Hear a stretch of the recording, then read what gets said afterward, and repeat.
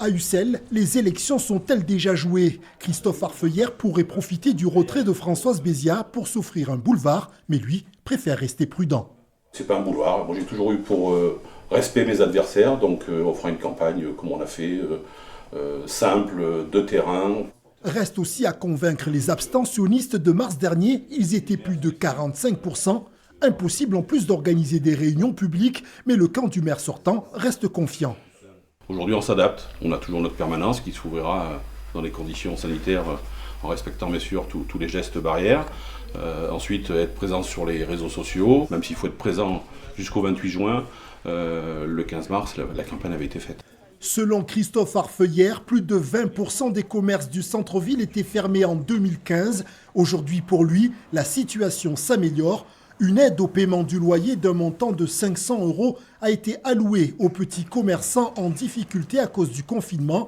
Une réponse à ceux qui lui reprochent d'avoir toujours soutenu les projets de développement des zones commerciales en périphérie de la ville. Les agrandissements de zones commerciales, ce n'est pas Christophe Arfeuillère qui les avait fait.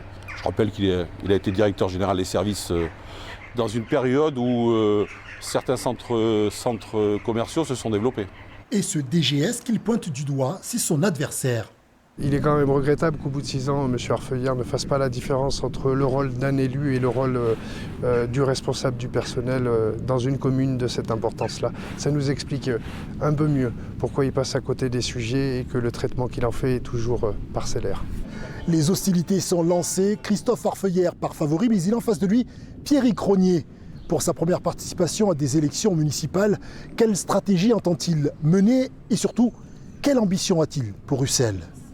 Cet avocat de 41 ans veut soutenir l'hôpital d'Ussel, revitaliser le centre-ville et surtout redorer le blason d'une ville qui a perdu beaucoup trop d'habitants.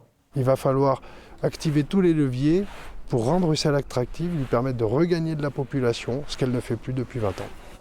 Il le sait, peu expérimenté, Pierrick Rognier, le challenger, part avec un sérieux handicap.